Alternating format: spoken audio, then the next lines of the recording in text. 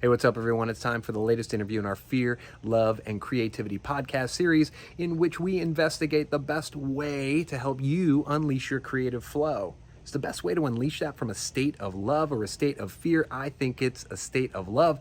Today, I discuss that with our guest, Erin Urban. She's a friend, she's a client, she's author of the best-selling book, Elevate Your Career, More Impact, More Income. She's a career growth strategist, international speaker. She's certified in leadership psychology. Today's conversation, we get into neuroscience and we talk about that state of fear leading to those thousands of micro actions. If you're in a state of fear, the micro actions you take reflect a fearful energy.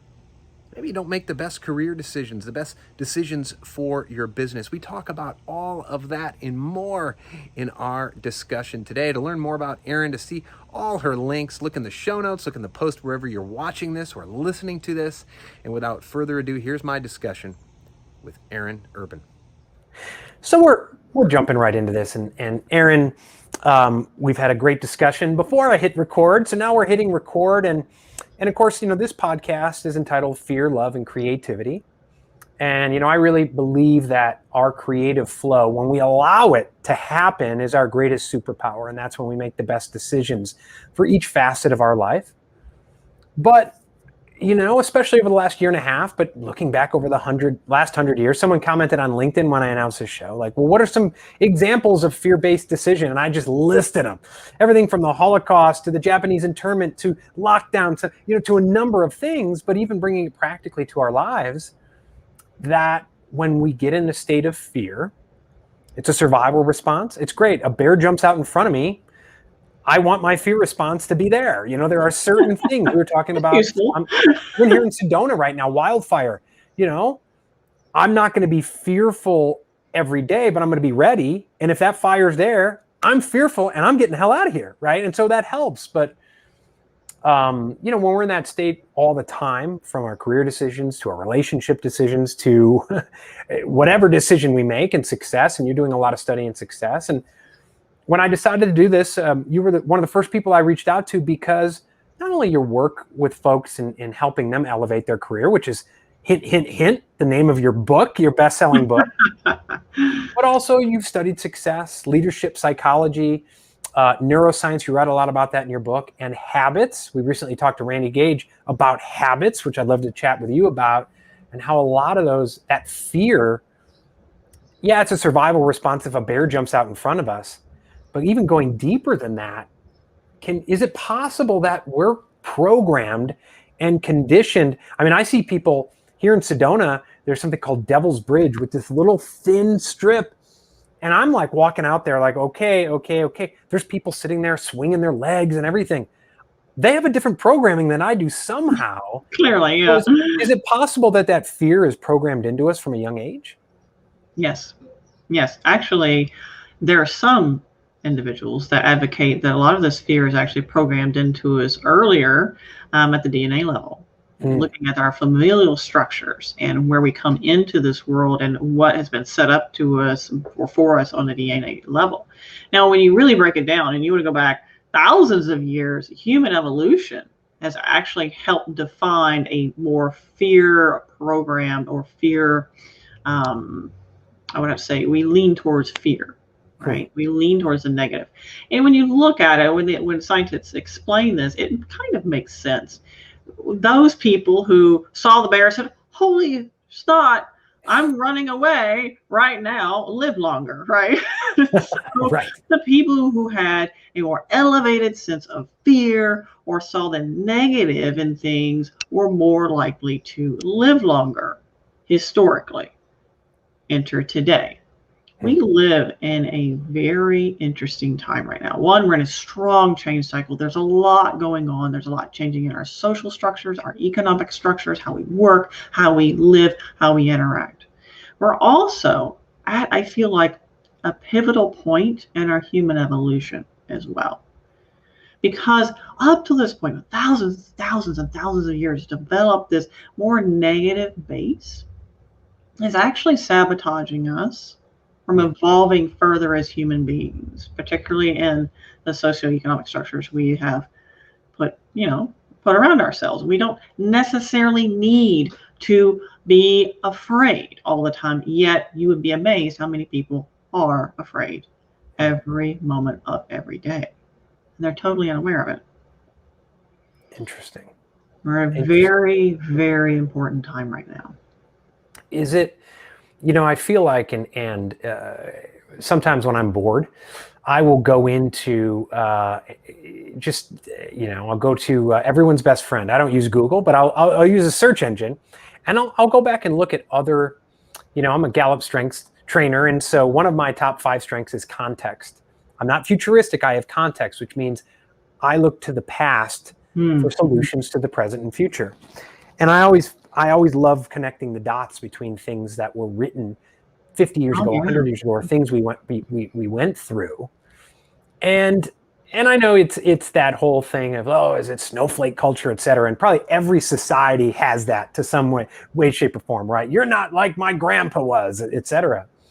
But when you look at certain things, certainly, I remember when I was working in politics, people would say, this is the most angry, ugly time, and that was 10 years ago, we've ever been in. But if you actually look at like the record, the congressional record, it's like people were calling each other yellow because they were during World War II, and back around the Civil War, actually later, I think, people were beaten to within an inch of their lives on the floor of Congress. It's like, are we really in the angriest time, or is it just that we know about every shooting, every hurricane, everything that every politician says within 3 seconds of it happening? I mean, I know someone who constantly has the weather on all day and is constantly being fed with, oh my gosh, there's a storm in Costa Rica. Oh my gosh, there's this.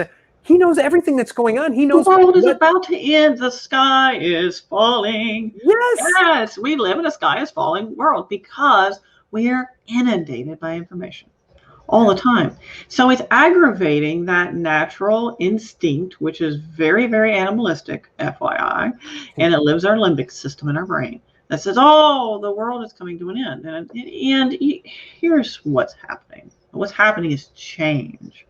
And change is naturally a trigger for a lot of people. So yes, we are living a very strong change cycle. Here's the thing. We are also unprecedentedly bombarded by information, which if you look over the human lifespan, the human evolutionary lifespan, is just, it doesn't even register. Like the last 10, 15 years is, smartphones, these things going on. We've got Google, all this stuff. It's just happened. It's literally just a rip. It just showed up on the whole spectrum. It's not even a blip yet. Right. Yet we are expected to somehow magically handle this influx of information and new technology in some masterful way. Well, quite frankly, ladies and gentlemen, we are a product of our evolution. We haven't gotten there yet. Now, we are getting there, but we're not giving ourselves the space and grace, nor are we managing ourselves very wisely. Those people who will achieve massive success in their lives are really people who can manage themselves. And it may not be what you think it is. I want to touch back on that, but for everyone listening, I'd like to step back. Can you explain? You mentioned the limbic system because it's a key to how we make decisions, key to success, key to fear versus love. Can you explain for the listeners the limbic system and how that impacts our daily lives? Right. So I will oversimplify this. I am not a PhD neuroscientist. I study the heck out of it. So the limbic system is that core central nugget inside your brain. It's actually quite small compared to the fluffy stuff. That's a later addition. That's the Homo sapien brain. And the Homo sapien brain, the fluffy stuff, that's the center of all logic and conscious thought and critical decision making and these kinds of things where you go, wait a minute, I think this, I feel this way, but I have a choice, right? The limbic system is the center of your emotions.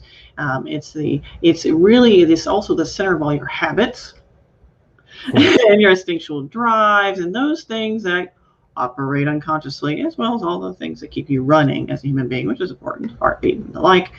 But it's our animals, our ancient part of our brain. And what's interesting is the limbic system drives mindset. So if we let's just say you repeat something over and over and over, it becomes a habit, whether that's mental or physical, doesn't matter. Or articulated habits, we have them. Like, you've heard those people, yeah. So you do that enough and it becomes a habit. It's actually a program. And it goes into your cerebellum, which is back here. It's also part of the limbic system. It hangs off the backside of it. And that is the seat of all your habits that just keep showing up. So that's what your limbic system does. It drives all these habitual responses. Your fluffy stuff, the more later part of the brain, that's the part of the brain that I would say is a hope for humanity, because that's the part that can go, wait a minute. I don't have to act like this. I don't have to feel like this. I don't have to behave like I can change. Right. I don't have to react like an amoeba. And that the limbic system is something. I mean, squirrels. If a storm comes, you can watch out and you see the rabbits and the squirrels. They come in. I mean, we'd watch in hurricanes, and they would find their ways to safety. Yes, absolutely. But the difference is, or a young child, right, touches the stove once or twice, it's programmed. I'm not going to do that again. I burnt myself. But it seems like that ladder system you talked about is ladder, L-A-T-T-E-R, not ladder. Our thinking, right, that where we can say, oh, and think about it. It seems like a little blessing and a curse, because whereas the squirrels and the bunnies, they have their innate actions when a storm is coming. They don't sit around all day watching the news thinking the storm is going to come and, oh my gosh, I'm going to be frozen and die, right? So it's a blessing and curse for us, where we have that ability to think creatively and critically. But I guess it becomes a bit of a curse when that's all we do is sit and think about the bad stuff that's coming, and the storm is coming, and oh my gosh, we got it, Well, here's the thing. You are a product of your inputs, full stop. If you are not careful with what you ingest informationally, that it absolutely impacts your mindset, down to the music you listen to, everything. I was coaching a client, and great example. We were talking. I was like, gosh, we'll call him Andrew. Andrew, you seem really angry today. What's going on? It's like, I noticed you seem very worked up about how leadership should be like this, and this is the problem with the world. And he's like, I was like, what's going on? What are you listening to in the morning before you get to work? He goes, oh, I listen to this radio talk show. Basically they pick apart, how bad the world, everything's going to heck in a handbasket. And right, I was like, let's do a little experiment. Try not listening to that for 2 weeks and see what actually. It's just one. How about just one, and then just observe. How do you feel? And he wrote me back. He sent me an email. He goes, "Hey, after 1 week, it's jury's in. That's definitely helping. That's definitely causing this angst." He's like, "I feel so much less angry. I'm not as angry. I'm not as stressed." So we are a product of our inputs. And here we are, we're Homo sapiens. We have evolved to a point. We are not computers yet. We are not used to this much information. Now, what's interesting is the new generations, our younger generations, can handle the influx of information maybe a little differently than someone who is, let's just say, in their later part of their life, right? So we are seeing changes. You'd be amazing how fast evolution can truly be. However, it takes time. And what we're not doing as human beings, we're not being responsible about how we were evolving. We're just whatever happens, we're throwing it all out there. Can we be more responsible about it? Just a thought. Well, and it's interesting because there are people I know, people in my family, not my immediate family, but people in our family. I've had clients who, your client apparently did the experiment and shut the TV off for a while. There are people I know, if you suggest that to them, I mean, it's like an addict. It's like taking a bottle away from an addict, or pulling someone away from the casino table. Yes. And it's not just social media. I mean, the social dilemma talked about it's like being at a slot machine, it's TV. It's also books. I mean, it's like you see something on TV and then you got to buy the book, and I'm reading the book, and now I read it right before I go to bed and I'm angry. All of a sudden it's gospel. And people think that, oh no, I'm managing it fine. It's like an alcoholic. Oh no, I'm managing it fine. I'm not getting sleep. I'm watching social media, but I'm managing it fine. And meanwhile, they're hysterical. Right. And here, and what's interesting is, there's so many people completely unaware of the impacts of their actions, what they're doing to themselves. And because of this lack of awareness, I would have to say plus 90s and high 90s% of our culture live in a state of panic and fear all the time. There's very few people, because you know them when you run across them, that truly live in what I call heart-centered. So we can throw out the word love. I like the word love, but people attach it to another word that starts with L and it's 4 letters and it's not love. Yeah. Right. That's not what we're talking about here. We're talking about this. If you have children, for example, you know how you feel about your kids. That's what I'm talking about. That all expansive, almost unarticulate. You can't even really wrap your mind around it because it's so expansive.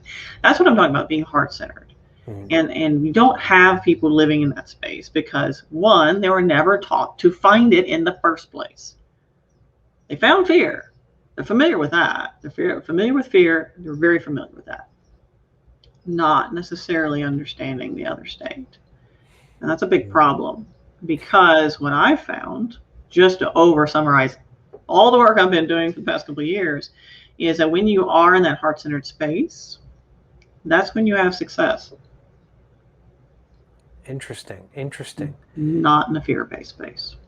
Is it possible to confuse love with fear in terms of there's an interesting show, and it's probably bad programming for my brain, I know. On Netflix, it was a series called Sweet Tooth. And it's based on a comic from 2009. They swear the script was written pre-pandemic, but it's about a pandemic that sweeps through. There are scenes in there about temperature checks and masks and all this stuff. It's very interesting, right? But in there's an interesting scene. And it shows what happens in a community. This community is based on fear. And it's kind of like you see them and they're all happy. But meanwhile, all of a sudden, a guy's like, the telltale sign of the virus is your pinky starts shaking. In the middle of a party, they go from happiness. They stop it. They wrap him in cellophane and burn his house down with him in it. And so what's going through my head is they might say, no, I'm doing that out of love for my loved ones because I don't want them to put them in danger. So I'm willing to mow down the entire city to save my family. But that's love. That's not out of fear. So do you see what I'm saying about like, hey, I really love myself, so I'm going to kill 300 people in order. You see what I'm saying? Like, right, yeah. So the inability to understand that love is all encompassing, not just situational. And I will help you. I will help you understand that's not easy. Okay. And it's not comfortable. Not comfortable. Give you an example. I'm doing my best to be in a heart-centered space. I really am. And it's a work in progress. We all are works in progress. So give yourself some space and grace. And I have squirrels that are stripping the bark off my trees. And I don't have a problem with squirrels. There are a lot of people who hate squirrels. I found this out. Crazy people. But anyway, I don't have a problem with squirrels. I know they can be pests, and yes, they can eat your house and they can do terrible things. I don't dislike squirrels. But I found myself in a place going, what in the world am I going to do with these squirrels? I have to hurt the squirrels to save the trees. That's not right to me. Why do I have to make this choice? And I'm sitting here going, okay, how can I do the best for everybody? So I've got some traps. So I have a choice. I can shoot squirrels. That's not love-centered. Not at all. And, I don't like killing things. That's terrible. So why not try trapping? And then put them out there somewhere where they have lots of food. Right? That's a more heart-centered decision versus maybe something else, a different avenue. So yes, people don't necessarily, don't necessarily confuse love and fear. They justify their actions. We all do. Yeah. We all do that. Yeah. We all do. And if you think you don't, you're lying. Oh, absolutely. And it's like, there's certain decisions my wife and I make for ourselves and our family over the last year and a half. And I always kind of just, I don't joke about it, but like, if this was the virus from like Bruce, what's his name? Will Smith's I Am Legend, maybe we'd make different decisions. Like that's it, et cetera, et cetera. But I also think that, I'm always amazed at how pre-pandemic, right, one of the biggest causes was mental health and suicide. And now it's as if you bring up suicides and it's a conspiracy theory. And I mean, some of the statistics coming out about suicides are terrible. Through the roof. Kids. It's terrible. Yeah, I mean, the fact that people are sweeping mental health because of isolation under the rug. I studied isolation, by the way, during the pandemic. I studied what white papers I could find on the outcomes of isolation, and it explains a lot of the behaviors we saw during and still after the pandemic. One of them is a decrease in critical thinking skills. Yeah. Another one is basically what you can summarize as tribalism. Yeah. Sound familiar? Another one is, wild emotional swings, particularly towards the negative. The inability to accept, it's along with tribalism, but the inability to accept ideas counter to your own. Your IQ or EQ, depending on, emotional quota or emotional intelligence factor, decrease. I could go on. Yeah. They have even seen that your IQ will decrease in isolation. Isolation is not healthy for the human being. We are social creatures. We need other creatures, to interact with. So, yeah, it explains a lot of the anger, the fear, the extremes of emotional responses, the fact that now we have a kind of a fad that we have to take some wild stance on something as our banner. That's like the new thing. I have to take some extreme stance on whatever. That's like a new thing.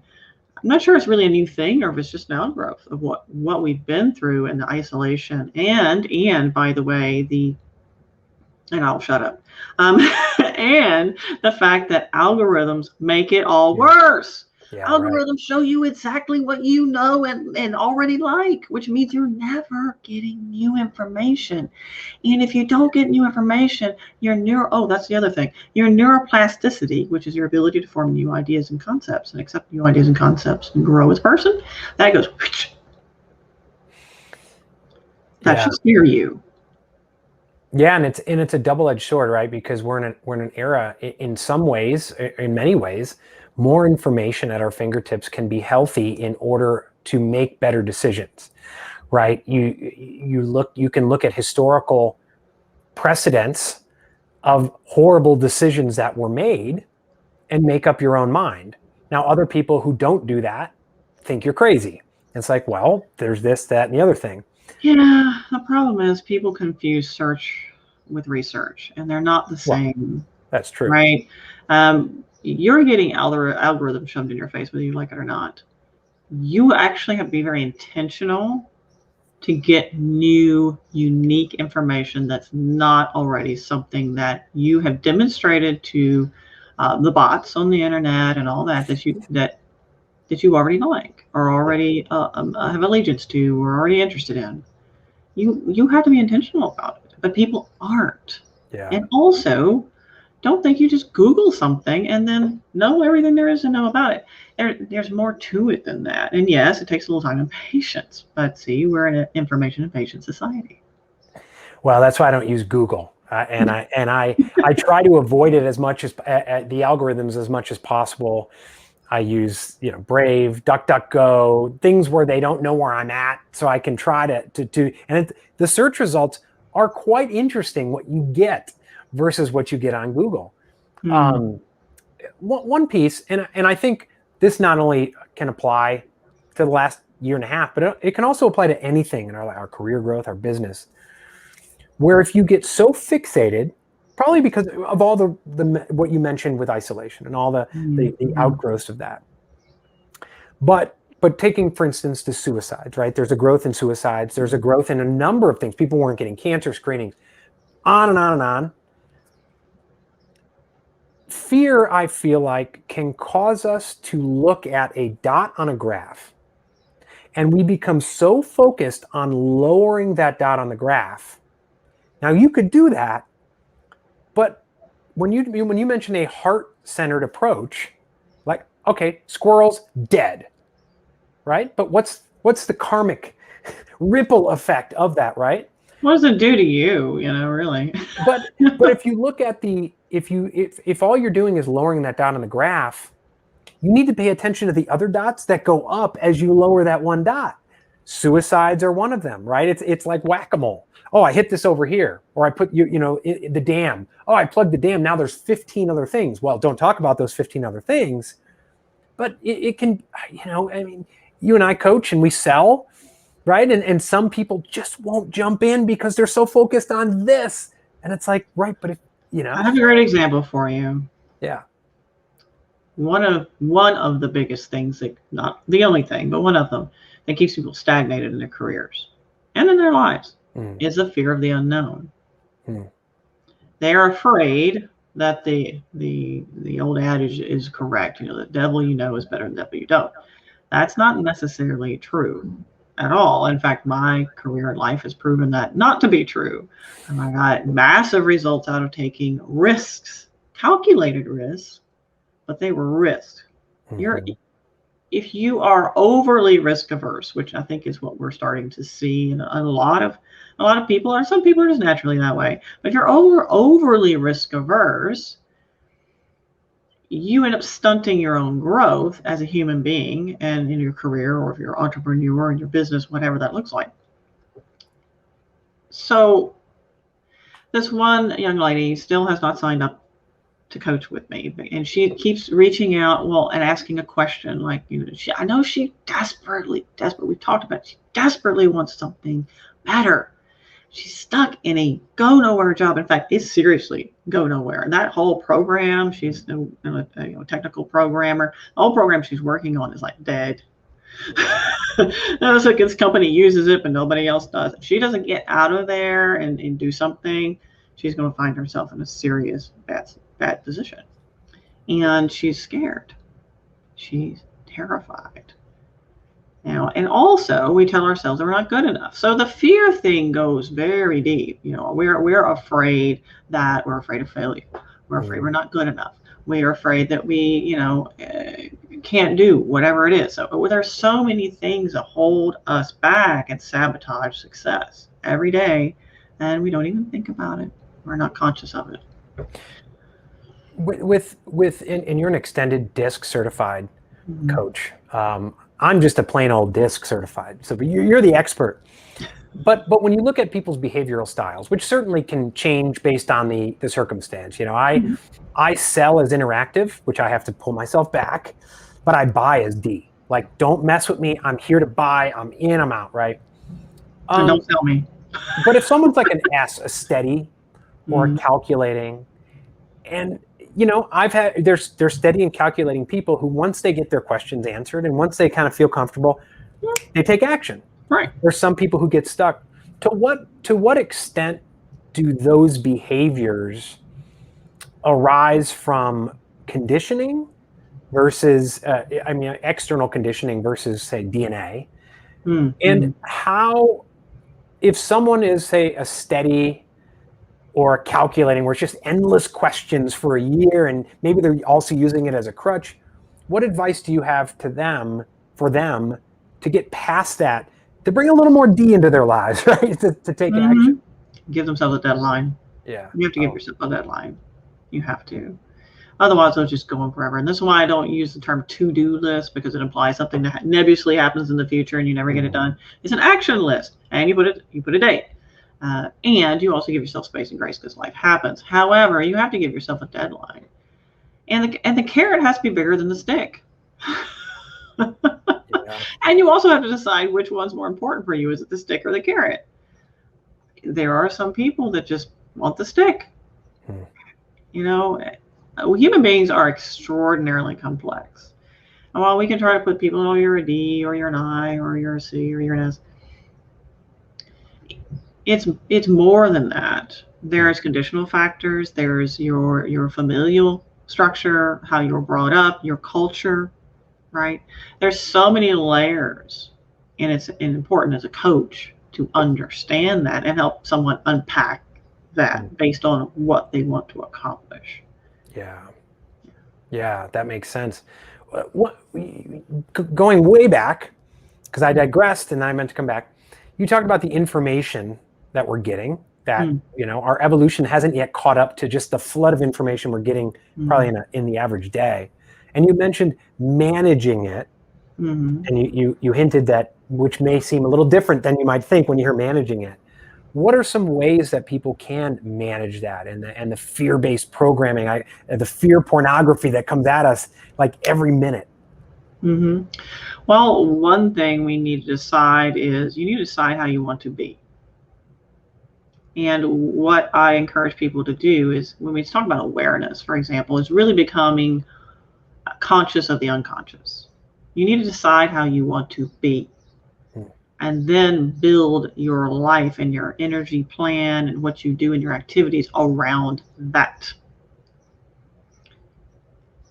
Additionally, whenever someone is, let's just say, struggling, like my client was, coming in and he was angry at the office, he was just mad at everything, and all of a sudden, leadership was a, big bunch of windbags, and everything was just, and he stopped listening to this negatively reinforcing show in the mornings. Big difference. Pay attention to your inputs. They matter. And if that means disconnecting from social media, disconnect from social media. Manage it. Don't let, because if you don't manage it, it will manage you.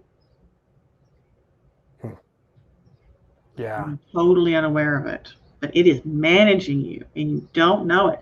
So we have to manage it ourselves. We need to be the authors of our lives, not allow everybody else to be the author of our lives. You do that. So I decide, okay, if I go on Facebook, which I rarely do, I'm going to go here, I'm going to go there, I'm going to look at this, I'm going to scroll past, I have to scroll past, and I'm setting a timer. Yeah. All right. Yeah, that's I love it. And one of the things you talk about in your book, Elevate Your Career, which we'll link to in the show notes, are those habits. Yeah, right over the corner there. The habits, and the thoughts, or the emotions which fuel the thoughts, which fuel the habits, which fuel the actions, and maybe even before the emotions, you mentioned the word energy. I'm just so big into energy and watching the energy flow, and we're here in Sedona, just to feel a different energy, just this prosperity. It's like so easy to unleash it.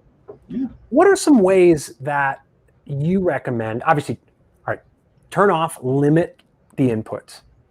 But from a personal, I want to get in a good state, a good energy state, so my emotions are better, which fuel better, thoughts, which fuel better actions. What are some things that you counsel people to do on a regular basis to get that energy up, to fuel everything from there? Well, every individual is different, to be fair. First of all, when we coaches say all you have to do is get up at 4:30 a.m. and do 40 push-ups or whatever, right? I mean, that doesn't work for everybody, to be fair. But what we want to keep in mind is this: go slow to go fast. Let me explain. What we tend to do is cram more into our lives and more into our days and more.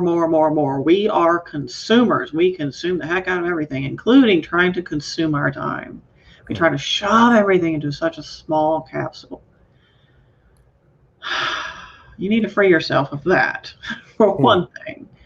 And then realize that in order to be at peak performance, the top of your game, top productivity, to honor your zone of genius, which, by the way, is a lot more complex than I want to talk about right now, but giving you the highlights of how to stay top of your game in general, Human beings, based on your brain, what we do is all day. You know, we're at it all day on the phone, and we're doing the video, and we're talking to people, and then we're driving, and we're all at the same time, or whatever, right? We're doing all things. Stop it. Your brain cannot be task intensive for prolonged periods of time. That is fact. Give yourself what I call brain breaks. Now, I found this out the hard way. I don't want you to have to find this out the hard way. What we need is at least 3 to 4 breaks throughout our day. Take your breakfast. Don't try to work at the computer while you're, on the phone, or do whatever while you're trying to eat. Stop that. Give yourself time. Unplug. And during these 3 to 4 breaks a day, unplug, daydream, doodle, go for a walk the dog, do something habitual, laundry. I don't care, as long as it is not using the task intensive part of your brain. That's probably not what you were expecting to hear from me, Curt, but it's the most human-based, I would have to say universal concept I could come up with. Yeah. It really helps people, if you're a human being, to stay at the top of your game.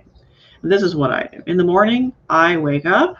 When I wake up, I am not a 4:30 a.m. If you are, God bless you. That is not me, and I'm okay with that. Yeah. I'm not ashamed. Okay, I get up when the sun comes up. I'm not getting up before the sun comes up. If you ask me to do that, I'll be angry with you. Right. So that's my energy zone. I get up when the sun comes up. I do about 15 minutes of mindfulness. That time, I clear space. I visualize what I want. I set my emotional register. That's what that part of the day is for. I have breakfast. I start my day mid-morning. I take a 15-minute break. I unplug. I go outside. I feed the stinking squirrels. Greedy suckers. And I come in, I water the plants, whatever, right? I'm just doing routine things. Yeah. I continue. Lunch. I take my lunch. I don't try to multitask during my lunch. Take the lunch. At afternoon, I take another break and go outside, see what the squirrels have done to my trees. Whatever, right? I go outside, I enjoy the day, or go for a walk. Whatever is your thing, do that. Then at the close of the day, another break. I reflect. What have I accomplished? Which, by the way, is only 3 significant things per day. I did extensive research on this. Most human beings only complete 3 significant things per day, okay, depending on how task intensive they are. And then I set my most important task for the next day. What are my next 3 things I need to get completed tomorrow? So I don't have to wake up with, I have to do this in the morning. I combated. I realized I was becoming anxious because I would wake up in the morning with that gut twist. And the mind would be flooded immediately with all the things I had to do. There's a lot of things. And it took a lot of work for me to develop another program. Because it was a program. After you do that a couple times, it becomes automatic. Terrible way to wake up. To wake up in a space of comfort and relaxation, and it just makes all the world of difference in my day. But having that set up for the next day, so I know what to expect for my next day, is very helpful. So I'm not having to wake up going, I have all this stuff to do. Yes, you always have things to do. And if you're not a person that writes things down, get over it, write things down. Yeah. Well, yeah, because I found if you trick the brain into thinking if you write something down, it's kind of taken care of. Because I know it's gonna be there for the next day. And if I have an idea and I don't write it down, it's like rolling around in the back of my head, even if I don't remember it. And it's just something there. And I wake up. I'm prone to wake up, and I have for years, with a little bit of anxiety. And, for about a year, I was trying to get up and force myself to do still meditation. Day after day, I'd wake up with anxiety about doing the still meditation. And it was interesting. We got here to Sedona, and it's light. It starts getting light at like 4:45. And I don't believe in, I think alarm clocks are hazardous to your health. I wake up with the sun.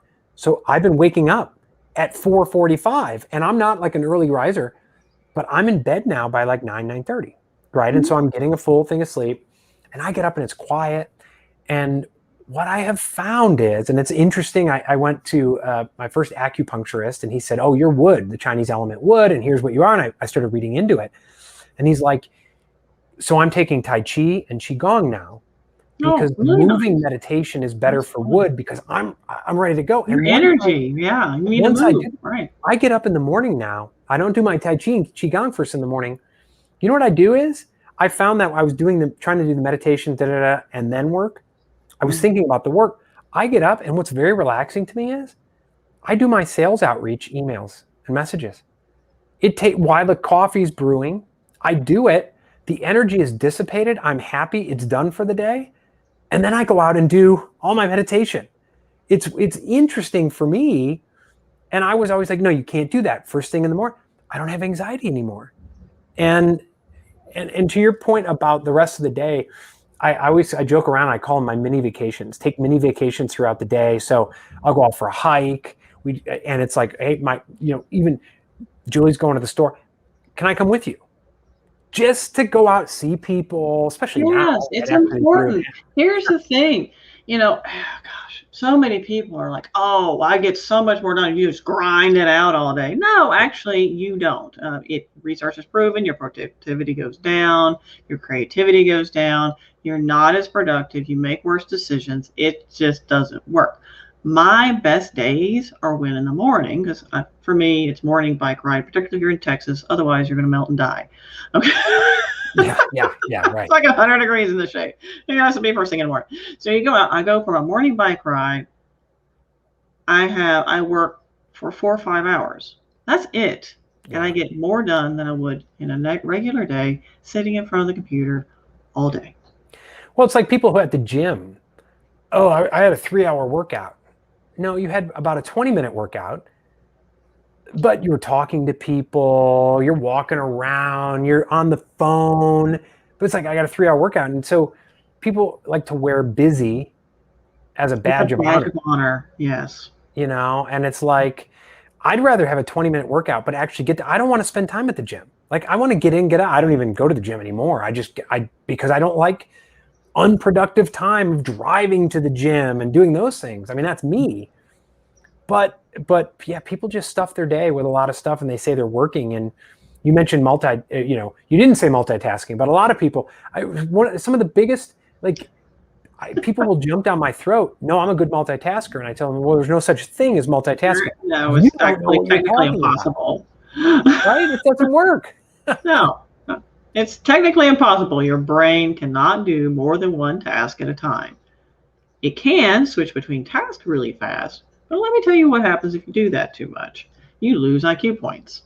And you don't think I'm serious, look it up and research it. Don't just search it. For those people who like to watch a video or try to do an email at the same time or take a phone call, you're doing all that at the same time. It's not multitasking. Your brain is doing this back and forth, back and forth, back and forth, back and forth. And if you've ever, particularly the computers now, I have this computer and it's on Zoom and all these other things, it gets hot because it's processing a lot of information. Computers also don't multitask either. They switch between tasks really fast. And the faster that they are asked to switch between tasks, the hotter they get. And the more often they have to do that, what happens? Well, the processor starts to degrade over time and the parts start to wear out because it's not supposed to operate at that heat temperature. Now, I'm not saying our brains are heating up, but it's the same concept. The more often you're asking your brain to do that, switch, you actually lose IQ points. So stop doing that. You're dumber. Multitasking makes you dumber. It does. Literally makes you dumber. So don't do it. So before we started recording, are you okay on time, by the way? Oh, yeah, I'm good. We're good. So before we started recording, you were talking about kind of the set it and forget it, right? Of have your intention and then put it out there, but don't obsess about it. And I think this absolutely ties into fear, because I find that when I obsess about a goal or an end result, it's fear. I get terrified, right? It's like when I focus on process, on the one step in front of the other and just being consistent about it and then forget about it. But when I have that fear and obsession, it's like, wait, that person didn't return my call. Oh my gosh, they haven't got back to me on my proposal. And then it starts spinning and spinning. I'm never going to meet my goal, my revenue goal. Like if you're an entrepreneur, I'm never going to meet my revenue goal because, this person did, and then when you start putting that energy into your mindset. Yeah. Yeah. What happens? So, I mean, some of it is very practical, right? My content becomes a little more, Larry Levine calls it commission breath sounding, right? Or my just, but there's something energy based too, right? I think that it's just like, I'm big on noticing energy blockages. And when things happen, all of a sudden things start flowing toward you, and it's amazing. How does that work? If you allow it to, things will flow towards you. Be careful what you ask for, though. So how does it work? To oversimplify the research that I've been doing is this. First, clear your blockages. If you have a goal, you need to ask yourself, is my internal narrative supporting that goal? Is my articulated narrative supporting that goal? Do I have mindsets and established beliefs that are an antithesis or blocking that goal? That's number one. Because if you have all that clutter going on, you can't even see past all that to get to your goal in the first place. So let's address that, number one. You get that out of the way, or at least become conscious of it and develop what I call implementation intention. So if that rears its ugly head, you have something to smack it down and get rid of it. Then think about your goal and think about how you will feel when you accomplish that goal. This is very important because it needs to be a positive emotional register: gratitude, love, thanksgiving, just joy. You need to feel that, because if you don't, it's anxiety or fear or any of the other emotions, you'll get whatever it is and you'll feel like crap. So it probably won't happen in a good way, or you'll be like stressed, because I did that to myself once. I visualized all these great things and I didn't pay attention to that nagging anxiety, and I got what I wanted, and I was so swamped and so stressed, it was almost miserable. So yeah, I got the goal, and I had repercussions because I didn't manage my emotional register. Very, very important, because what you're doing is you're establishing a neural pathway in advance of achieving your goal. And what it does, it facilitates all of your actions to support that goal. You'd be amazed the power of all these micro actions we're completely unaware of. Tones of voice, how we comport ourselves, our decision making. Maybe we chose X instead of a Y. I mean, just little tiny things make a huge difference. And our brain, the limbic system, is a massive supercomputer for that little tiny thing. And it remembers everything you've ever done. So if you get a feeling about something, like we call it a gut feeling, because it sort of feels like it comes from, because that part of our system doesn't have capacity for speech, all you get is a gentle nudge, like, hey, that's good or bad, right? Because it's analyzing everything you do against everything you've ever done, everything you've ever experienced, everything you've ever seen. You probably have no idea, right? But your limbic system records all of it. And it's analyzing all that data based on what you want to do to give you these nudges. So pay attention to that. So you get the right emotional register, you get the goal in mind, right emotional register, and you really visualize that vividly from a heart-centered approach. And then you set it and forget it. You establish it at this is, not will be, not, oh gosh, it'll come someday. No, this is, and let it go. And take the actions you need to get to the goal without worrying about whether it's going to happen or not, or all these other things that are just mental clutter that get in the way. Yeah. Yeah. And I feel like a lot of people look at that first part and they either do the first part without the actions and they fall on their face, or they look at the first part without looking what you said about the micro actions and your energy and emotions, fueling those actions. And they think, well, this is just magic.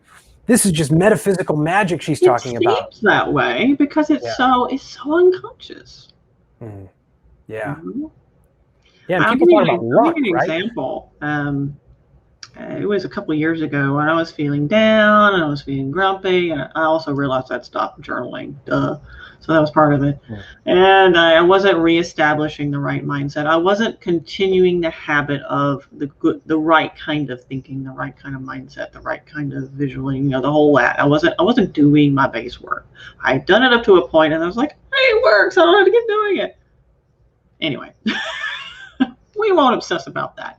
So I had let that lapse. And I kind of got into a negative place. I was like, gosh, I need, my network and, and blah, blah, blah. I was mupping around. And finally I realized, oh, well, duh. So I got back into the routine. I established the right mindset again, and I visualized what I wanted. Curt, at the end of that week, it was like night and day. Interesting. If you aren't aware that there's so many micro actions and there's so much going on in our lives that we're totally unconscious of, it would appear as if it's magical and mystical. And you can argue that some of it might be, but I don't have research to back that up. Okay. Right. So I'm not going there. Sure. Let's just say that it happens and it works. If you want to get into quantum physics, we could talk about that. That's a whole other conversation. Yeah, that's a rabbit hole I've been down on the last year, and it's amazing, and it really is the observed and the observer, and it's fascinating. Mm-hmm. The flip side of what you're saying too, though, is that people don't see that unconscious behavior and the micro actions, and so the flip side of that is they may think they're down on their luck, that the universe just hates them. And that excuses themselves from the accountability for all the little micro actions they took. I mean, you see that a lot with health, place, right? And all those things. And it's so they do nothing. They do nothing. It's just luck. It's what's going to happen is going to happen. Right. I grew up in a religious household, and it's like, well, it's in God's hands. It's like, I get it. I understand that, but exactly. Yeah, and the Lord did give us the tools. So yeah. And here's the thing. I'm not saying that life doesn't hand you just a rotten apple. And sometimes that rotten apple's a whole bushel of rotten apples. The point here is how we deal with it is what matters.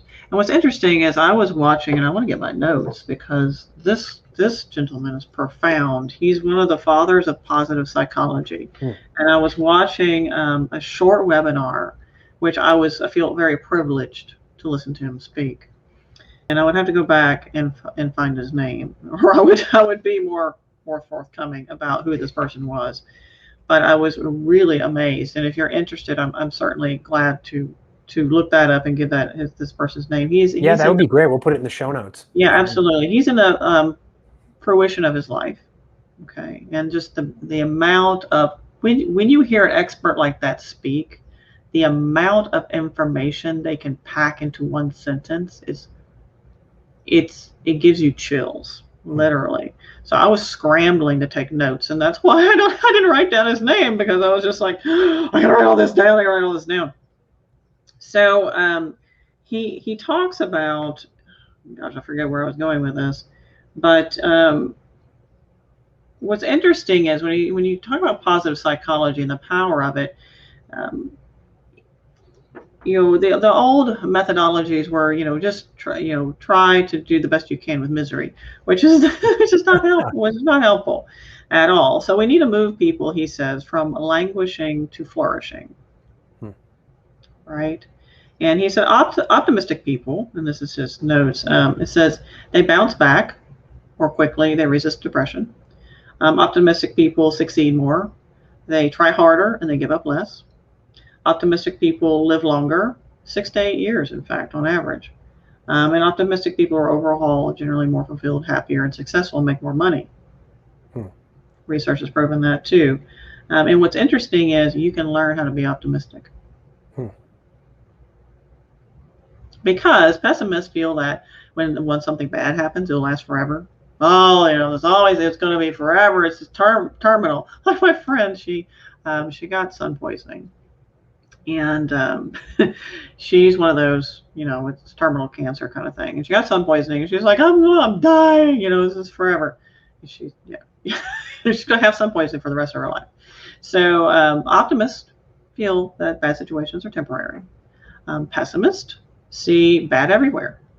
Something bad happens is everywhere. It's all the time. It happens every time, right? I never get a parking spot, whatever, right?